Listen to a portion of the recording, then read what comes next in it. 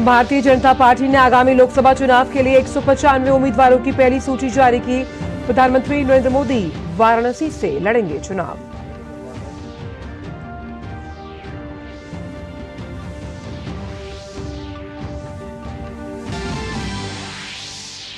NDA में औपचारिक रूप से शामिल हुए आरएलडी प्रमुख जयंत चौधरी ने भाजपा अध्यक्ष जेपी नड्डा और केंद्रीय गृह मंत्री अमित शाह से की मुलाकात। कहा, अब की बार एनडीए 400 पार।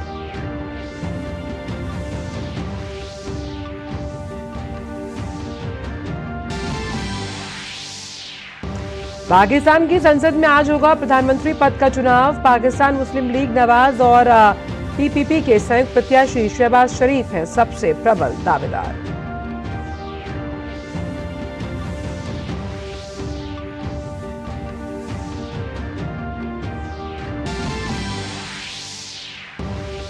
गाजा में लोगों तक मानवीय सहायता पहुंचाने के लिए अमेरिका ने पहली बार विमान से मदद पहुंचाई। संघर्ष से प्रभावित नागरिकों के लिए अमेरिकी वायुसेना के विमानों ने खाद्य सामग्री के हजारों पैकेट एयर ड्रॉप किए।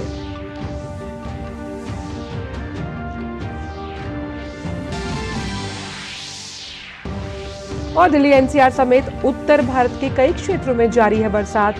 रामबन और बनिहाल के बीच कई हिस्सों में भूस्खलन के कारण जम्मू श्रीनगर राष्ट्रीय राजमार्ग बंद। नमस्कार, आप देख रहे हैं डीडी न्यूज। मैं हूं आंचल गुलाटी गुंबर। आइए अब जानते हैं सभी खबरों को विस्तार के साथ। भाजपा ने लोकसभा चुनाव के लिए 16 राज्य और 2 केंद्र शासित प्रदेश से 195 उम्मीदवारों की पहली सूची जारी कर दी। 195 उम्मीदवारों की सूची में 28 महिलाओं और 50 से कम उम्र वाले 47 युवा उम्मीदवारों को मौका दिया गया। भाजपा की सूची में अनुसूचित जाति के 27, अनुसूचित जनजाति के 18 और पिछड़ा वर्ग के 57 उम्मीदवार शामिल हैं। भाजपा की पहली सूची में उत्तर प्रदेश के 51, पश्चिम बंगाल से 26, मध्य प्रदेश से 24, गुजरात से 15, राजस्थान से 15, केरल से 12, तेलंगाना से 9, असम के 14 में से 11, झारखंड से 11, छत्तीसगढ़ से 11, दिल्ली से 5, जम्मू कश्मीर से 2, उत्तराखंड से 3, अरुणाचल प्रदेश से 2, गोवा से 1, त्रिपुरा से 1, अंडमान निकोबार से 1 और दमन और दीव से 1 उम्मीदवार शामिल हैं। प्रधानमंत्री नरेंद्र मोदी एक बार फिर वाराणसी से चुनाव लड़ेंगे। 34 केंद्रीय मंत्री और 2 पूर्व मुख्यमंत्रियों को भी टिकट दिया गया है। 195 सीट्स का निर्णय हुआ। उसमें माननीय प्रधानमंत्री जी वाराणसी से चुनाव लड़ेंगे। 34 केंद्रीय मंत्री एवं राज्य मंत्री, इनके नाम इस सूची में 195 में है। एक लोकसभा अध्यक्ष जी का नाम भी है और 2 पूर्व मुख्यमंत्री। ऐसे 195 में उम्मीदवारों के नाम हैं। पहली सूची में सभी वर्गों और जातियों को प्रतिनिधित्व दिया गया है। फीमेल 28, मातृशक्ति 28, यूथ 47, अनुसूचित जाति शेड्यूल कास्ट 27, शेड्यूल ट्राइब अनुसूचित जनजाति 18, पिछड़ा वर्ग ओबीसी 57। ऐसे सभी वर्गों को, सभी समाज को, सभी जातियों को प्रतिनिधित्व इस पहले लिस्ट में दिया है। प्रधानमंत्री ने भाजपा नेतृत्व और काशी की जनता को आभार व्यक्त करते हुए सोशल मीडिया साइट एक्स पर लिखा, बाबा विश्वनाथ की नगरी काशी में तीसरी बार अपने परिवारजनों की सेवा को लेकर बहुत उत्सुक हूं। भाजपा नेतृत्व को बहुत बहुत धन्यवाद। इसके साथ ही मुझ में निरंतर विश्वास जताने के लिए पार्टी के करोड़ों निस्वार्थ कार्यकर्ताओं को मेरा नमन। 2014 में मैं लोगों के सपनों को साकार करने और गरीब को सशक्त बनाने का संकल्प लेकर काशी गया था। बीते 10 वर्षों में काशी का कायाकल्प करने के लिए हमने अलग अलग सेक्टर में तेज प्रगति की है। विकास के इस चौतरफा प्रयास में आगे भी कोई कोर कसर बाकी नहीं रखूंगा। काशी के मेरे भाइयों और बहनों ने मुझे अपार स्नेह और आशीर्वाद दिया, इसके लिए मैं हृदय से अपनी कृतज्ञता व्यक्त करता हूं।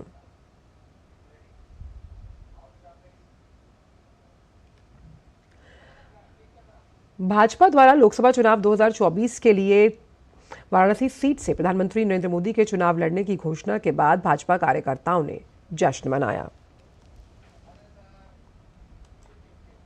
वाराणसी के अलावा दिल्ली और गांधीनगर में भी भाजपा समर्थकों ने जश्न मनाया। जम्मू में भी भाजपा समर्थकों ने जुगल किशोर शर्मा को प्रत्याशी घोषित करने पर जश्न मनाया।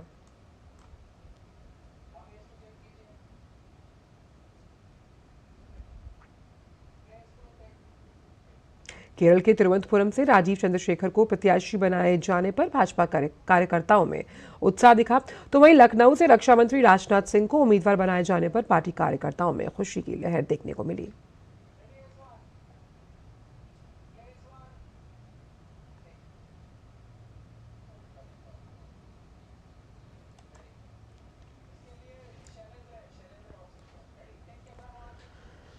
और इसी बड़ी खबर पर बात करने के लिए हमारे साथ जुड़ गए हैं हमारे संवाददाता शैलेंद्र मिश्र। शैलेंद्र, सुप्रभात आपको। तो जिस तरह से भाजपा ने अपने 195 उम्मीदवारों की लिस्ट जारी की है, शैलेंद्र, इसमें हम देख सकते हैं कि महिलाओं को तरजीह दी गई है, जो युवा हैं उन्हें तरजीह मिली है, यानी सभी जातियों को साथ लेकर चलने की जो एक कवायद है भारतीय जनता पार्टी की, वो साफ नजर आ रही है पहली सूची में।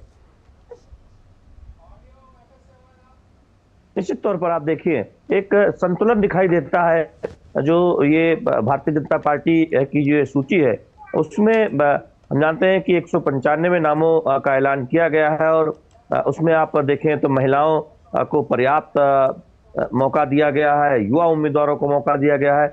और दूसरी बात यह है कि पॉलिटिक्स ऑफ परफॉर्मेंस जिसकी बात प्रधानमंत्री नरेंद्र मोदी करते हैं, हम इस उम्मीदवारों की सूची में भी उसको देखते हैं कि जिन सांसदों ने संसद में, लोकसभा में अपनी जिम्मेदारी को ठीक से निर्वहन किया, अपने संसदीय क्षेत्र में लगातार रहे, तो उन सबको आप देखें तो पहली सूची में मौका मिला है। उत्तर प्रदेश में आप देखें भारतीय जनता पार्टी सत्ता में है, फिर चुनाव जीतकर विधानसभा में वापस आई, तो ऐसे में आप देखें कि सांसदों को भी उसका एक फायदा मिलता हुआ दिखाई दे रहा है।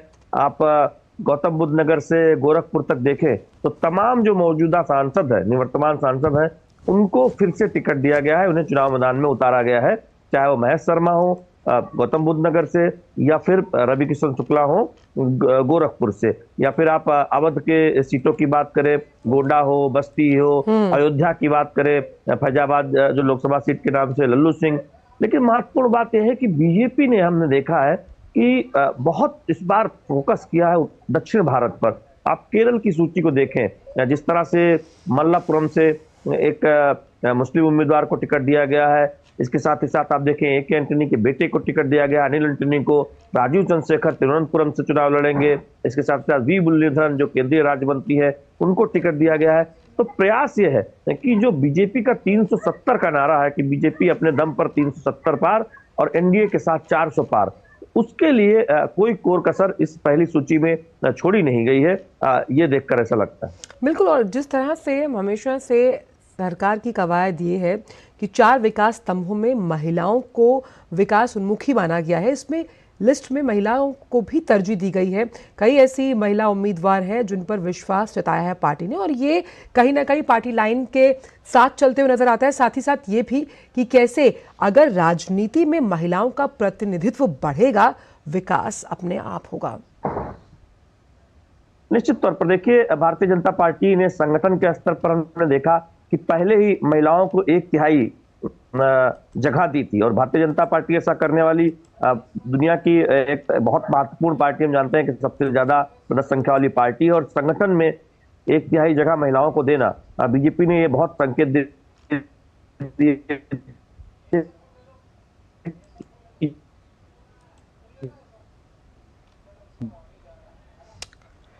चलिए, आप दोबारा संपर्क साधने की कोशिश करेंगे शैलेंद्र मिश्रा से, लेकिन जिस तरह से वो जानकारी दे रहे थे कि परफॉर्मेंस बेस्ड इस लिस्ट को भी माना जा रहा है, और साथ ही साथ तमाम जो एक सोच है पार्टी की कि सबको साथ लेकर चलना है, जिसमें महिला भी है, युवा भी है, साथ ही साथ तमाम जातियों का प्रतिनिधित्व भी इस लिस्ट में साफ नजर आता है। बहुत बहुत शुक्रिया शैलेंद्र इन तमाम जानकारियों को हमसे साझा करने के लिए। बढ़ते हैं आगे। इस बीच आरएलडी प्रमुख जयंत चौधरी ने दिल्ली में बीजेपी अध्यक्ष जेपी नड्डा और केंद्रीय गृह मंत्री अमित शाह से मुलाकात की है। बीजेपी अध्यक्ष जेपी नड्डा ने सोशल मीडिया मंच एक्स पर इसकी जानकारी दी। उन्होंने कहा कि वो उनके एनडीए परिवार में शामिल होने के निर्णय का स्वागत करते हैं।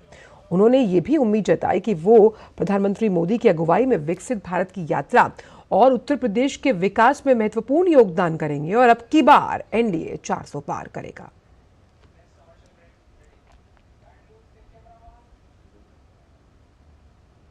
और फिलहाल खबरों में वक्त एक छोटे से ब्रेक का है। मैं क्या जी, सब जानते हैं, जहां दिखे मारियो, अपना समझ के खा लियो। चुलबुला बनूं जिसकी हर बात में भूल जाए। मेरी जैसी मेरी अपनी पताका। पताका चाय, गजब का स्वाद। मौसम को अपने पैशन के बीच जो नहीं आने देते, मैं उनका फैन। मेरी तरह एसबीआई भी आपका फैन है, इसलिए एसबीआई आपके लिए थोड़ी एक्स्ट्रा मेहनत करता है। तो excellent customer service, assistance to MSMEs और टेक्नोलॉजी ड्रिवन बैंकिंग सॉल्यूशंस। घर छोड़ दूं, एसबीआई बदल रहा है क्योंकि हम एक बदलते देश के फैन हैं। एसबीआई, देश का फैन। मोदी सरकार की गारंटी, हर घर पहुंचेगा नल से जल। अब तक 14 करोड़ से अधिक नल कनेक्शन। हमारा संकल्प विकसित Bharat. It's another six. Recharge, जल्दी रिचार्ज करा। ये क्या किया? मैच तो गया। पेमेंट कैसे करेंगे? टोकनाइज कार्ड से। टोकन? हाँ, ऑनलाइन पेमेंट के लिए आरबीआई लाए हैं टोकनाइजेशन। एक बार कार्ड डिटेल्स, ओटीपी, सीवीवी डालकर टोकन जनरेट कीजिए। कार्ड भी सुरक्षित और बार बार डिटेल्स भरने की नो झंझट। वही सुविधा अधिक सुरक्षित। ऑलराउंडर वो की मैं। आरबीआई कहता है कि जानकार बनिए, सतर्क रहिए। कोविड ने हम लोगों को work from home and flexibility दोनों सिखा दी। Handling my job responsibilities and अपना घर। एनपीएस भी इसी तरह फ्लेक्सिबल है। इन्वेस्टमेंट ऐप के थ्रू अपना अकाउंट इजीली ओपन किया और अब उसी ऐप के थ्रू अपना अकाउंट फुल्ली ऑपरेट कर रहा हूँ। कोई रिस्ट्रिक्शन नहीं है, किसी भी समय लॉग इन कर सकता हूँ और अपने इन्वेस्टमेंट की अमाउंट चेंज भी कर सकता हूँ। जितना पॉसिबल होता है उतना अपने इनकम से बचाता हूँ और अपने एनपीएस अकाउंट में इन्वेस्ट करता हूँ। अपने बेहतर कल को सुनिश्चित करने के लिए एनपीएस जरूरी है। ब्रेक के बाद सभी का स्वागत और अब खबरों के कारवां को बढ़ाते हैं आगे।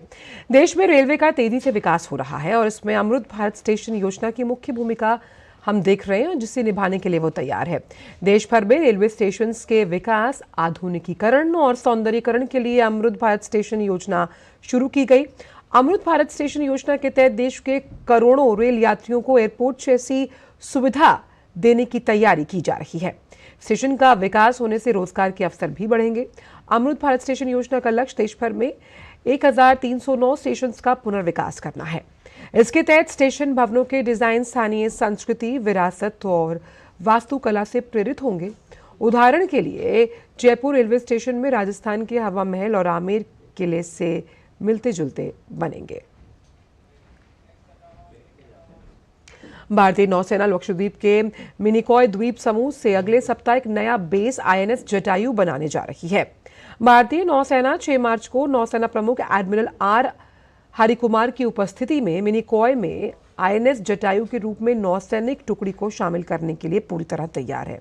आईएनएस जटायु रणनीतिक रूप से महत्वपूर्ण लक्षद्वीप समूह में सुरक्षा बुनियादी ढांचे को बढ़ाने के नौसेना के संकल्प में एक महत्वपूर्ण मील का पत्थर है। आईएनएस जटायु की स्थापना द्वीपों में भारतीय नौसेना के परिचालन क्षमता और कनेक्टिविटी को बढ़ाएगा। नौसेना डिटैचमेंट मिनिकॉय की स्थापना 1980 के दशक की शुरुआत में नौसेना ऑफिसर इन चीफ लक्षद्वीप की परिचालन कमान के तहत की गई थी। घरेलू उपभोग व्यय सर्वेक्षण के अनुसार देश में लोग भोजन पर कम पैसे खर्च रहे हैं, जिसमें अच्छी खबर यह है कि लोगों के खर्च योग्य आय में वृद्धि हो रही है, जिसे अन्य क्षेत्रों में खर्च किया जा सकता है। सर्वेक्षण ये भी दर्शाता है कि ग्रामीण आजीविका में सुधार हुआ है। खासकर सबसे कम आय वर्ग के लिए ग्रामीण और शहरी मासिक प्रति व्यक्ति उपभोग व्यय के बीच का अंतर कम हुआ। ये 2022-23 में घटकर 71% हो गया, जो 2011-12 में 84% था और 2004-05 में 90% से अधिक। सर्वेक्षण में यह भी कहा गया कि ग्रामीण परिवार अपने आय के हिस्से के रूप में शहरी परिवारों की तुलना में प्रोटीन से संबंधित वस्तुओं पर अधिक खर्च कर रहे हैं। ये सकारात्मक परिणाम मुफ्त खाद्यान्न, ग्रामीण रोजगार और बुनियादी ढांचे के विकास को सुनिश्चित करते हैं। इंडियन स्कूल ऑफ बिजनेस के एक अध्ययन में पाया गया कि प्रधानमंत्री स्वनिधि योजना की 10,000 की पहली किस्त से प्रत्येक लाभार्थी की वार्षिक आय में 23,460 की वृद्धि हुई है। इस योजना ने कोविड-19 लॉकडाउन से प्रभावित सड़क विक्रेताओं को किफायती कार्यशील पूंजी ऋण प्रदान किया था, जिसके तहत अब तक 60 लाख से ज्यादा प्रथम अवधि ऋण वितरित किए गए। केंद्र सरकार की ओर से प्रधानमंत्री स्वनिधि योजना को 1 जून 2020 को शुरू किया गया था। इस योजना का उद्देश्य कोविड-19 महामारी के दौरान बुरी तरह से प्रभावित हुए स्ट्रीट वेंडर्स को उनके व्यवसाय के लिए बिना किसी गारंटी के लोन की सुविधा देना था। शुरुआत में एक लाभार्थी 10,000 रुपए का लाभ उठा सकता है और इसके पुनर्भुगतान पर 20,000 रुपए का लाभ उठाया जा सकता है। दूसरे ऋण को चुकाने के बाद लाभार्थी 50,000 रुपए के तीसरे ऋण के लिए आवेदन करने का हकदार है।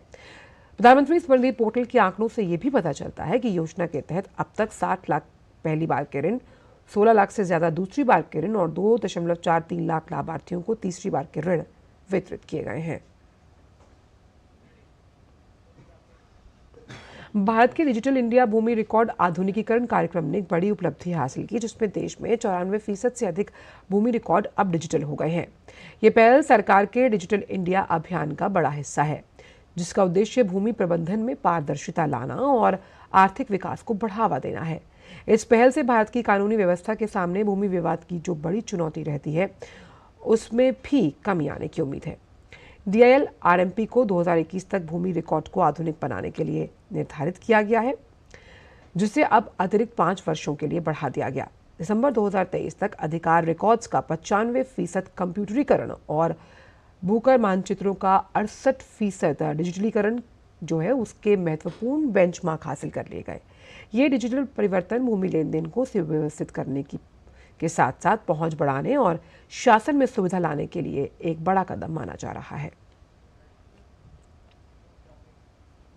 प्रधानमंत्री नरेंद्र मोदी ने सहकारी क्षेत्र में दुनिया की सबसे बड़ी अनाज भंडारण योजना स्थापित करने की घोषणा की। प्रधानमंत्री ने यह घोषणा ऐसे समय में की है जब पंजाब में किसान 23 फसलों के लिए MSP की कानूनी गारंटी मांग रहे हैं। साफ है कि सरकार किसानों के सरोकार के लिए हर संभव प्रयास कर रही है। अब तक के सबसे बड़ी अनाज भंडारण योजना के तहत 11 राज्यों में 11 प्राथमिक कृषि ऋण समितियों में इसे शुरू करने के लिए एक पायलट परियोजना का उद्घाटन हुआ। प्रधानमंत्री ने तब कहा कि भंडारण बुनियादी ढांचे की कमी के कारण किसान को नुकसान हुआ है। योजना के तहत अगले 5 वर्षों में 1.25 लाख करोड़ रुपए की लागत से 700 लाख मीट्रिक टन का भंडारण बुनियादी ढांचा स्थापित करने की योजना है। इससे किसान अपनी उपज का भंडारण कर पाएंगे और अपनी जरूरत के हिसाब पर सही समय पर बेच भी पाएंगे। इससे उन्हें बैंकों से ऋण लेने में मदद मिलेगी। प्रधानमंत्री ने गोदामों और अन्य कृषि बुनियादी ढांचे के निर्माण के लिए अतिरिक्त 500 प्राथमिक कृषि ऋण समितियों की आधारशिला भी रखी और इसके अलावा उन्होंने 18,000 प्राथमिक कृषि ऋण समितियों में कंप्यूटरीकरण के लिए एक परियोजना का उद्घाटन किया, जिसमें खेती को अत्याधुनिक तकनीक के साथ जोड़ा गया और पूरी तरह से डिजिटल भुगतान पर स्विच किया गया है। वक्त एक छोटे से ब्रेक का है।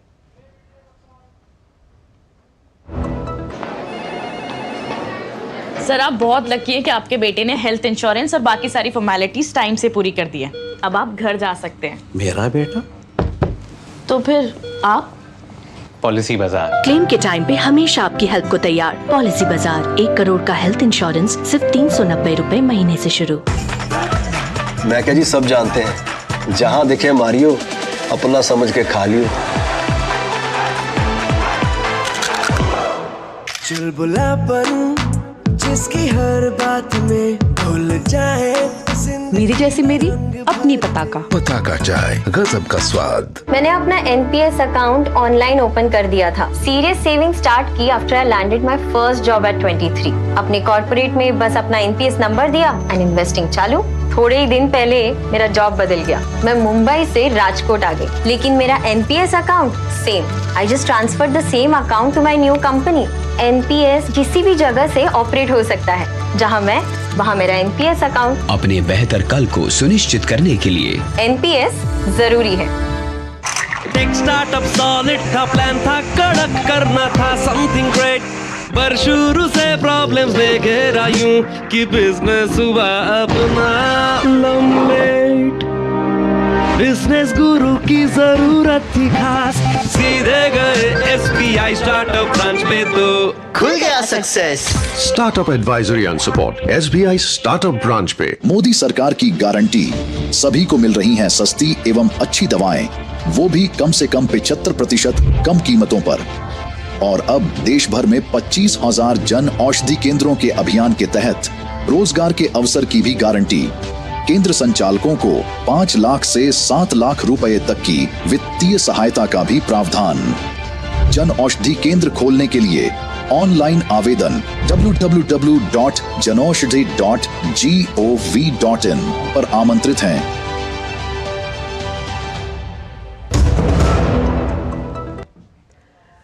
ब्रेक के बाद सभी का स्वागत। बढ़ाते हैं अब खबरों के कारवां को आगे। दुनिया भर के वन्य जीवों को पहले से ज्यादा चुनौतियों का सामना करना पड़ रहा है।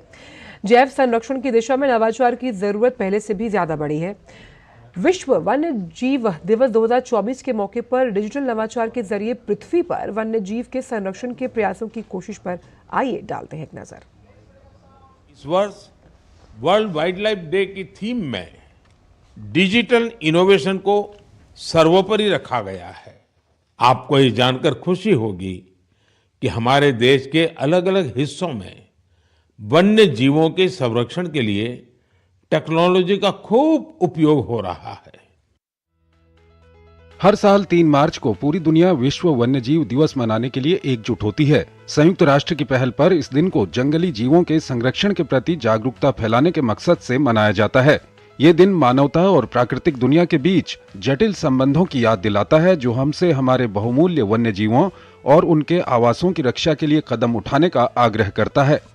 Connecting people and planet, exploring digital innovation in wild life conservation की थीम के तहत इस वर्ष का विश्व वन्यजीव दिवस हमारी प्राकृतिक विरासत की सुरक्षा में डिजिटल प्रौद्योगिकियों की परिवर्तनकारी क्षमता पर प्रकाश डालता है। उपग्रह ट्रैकिंग से लेकर डीएनए विश्लेषण तक प्रौद्योगिकी में प्रगति वन्यजीव संरक्षण प्रयासों में क्रांतिकारी बदलाव ला रही है, जो हमें लुप्तप्राय प्रजातियों और उनके पारिस्थितिकी तंत्र के जीवन के बारे में अमूल्य जानकारी देती है। फिर भी दुनिया के कुछ हिस्सों में मौजूद डिजिटल डिवाइड को स्वीकार करना महत्वपूर्ण है, जहां प्रौद्योगिकी तक पहुंच एक चुनौती बनी हुई है जो संरक्षण प्रयासों में बाधा बन रही है।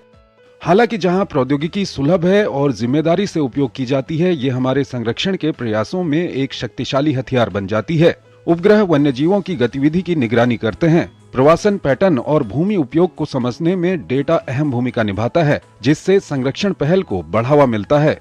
विश्व वन्यजीव दिवस सामूहिक कार्रवाई के महत्व पर जोर देता है। ये देशों, कंपनियों और व्यक्तियों से सभी जीवित प्राणियों के लिए न्याय संगत और टिकाऊ भविष्य की दिशा में मिलकर काम करने का आह्वान करता है। इस साल वर्ल्ड वाइल्ड लाइफ डे के मौके पर आने वाले पीढ़ियों के लिए हम अपने ग्रह के जैव विविधता को बचाए रखने के लिए डिजिटल इनोवेशन की क्षमता का उपयोग करें। आइए डिजिटल इनोवेशन का प्रयोग कर हम बदलाव का वाहक बनने की कोशिश करें। कैमरा पर्सन कैमरा के साथ मैं तापस भट्टाचार्य, दूरदर्शन समाचार, दिल्ली। और अब खबर जम्मू कश्मीर से, जहां खराब मौसम एक बार फिर आफत लेकर आया है। रामबन और बनिहाल के बीच कई हिस्सों में भूस्खलन, कीचड़ और पहाड़ों से पत्थर गिरने की वजह से जम्मू श्रीनगर राष्ट्रीय राजमार्ग बंद हो गया। श्रीनगर लेह राष्ट्रीय राजमार्ग पहले से ही बंद है। राजौरी के मनूर गाल इलाके में पहाड़ से पत्थर गिरने की वजह से मेटाडोर सवार 6 यात्री घायल हुए। पुंछ के मंडी में 2 और कठुआ के बनी में 4 कच्चे मकान गिरे। तूफान से पुंछ क्षेत्र में एक स्कूल की छत उड़ गई, जबकि जम्मू संभाग के कई जिलों में स्कूल बंद रहे। संभाग के कई नदी नाले उफान पर हैं। खबर पड़ोसी देश पाकिस्तान से, जहां की संसद में आज प्रधानमंत्री पद का चुनाव होगा। भारतीय समय अनुसार सुबह 11:30 बजे नेशनल असेंबली का सत्र शुरू होगा। नवाज शरीफ की पीएमएलएन और बिलावल भुट्टो की पीपीपी पार्टी ने बहुमत हासिल करने के लिए गठबंधन किया। इस गठबंधन ने नवाज के छोटे भाई और पूर्व प्रधानमंत्री शहबाज शरीफ को प्रधानमंत्री पद का उम्मीदवार घोषित किया। वहीं इमरान खान के समर्थन वाले सांसद अब सुन्नी इत्तेहाद काउंसिल पार्टी का हिस्सा हैं। उन्होंने इमरान खान की अप्रूवल के बाद उमर आयूब को प्रधानमंत्री पद का उम्मीदवार बनाया। प्रधानमंत्री चुने जाने के लिए एक उम्मीदवार को 336 सदस्यीय संसद में 169 वोट प्राप्त करने होंगे।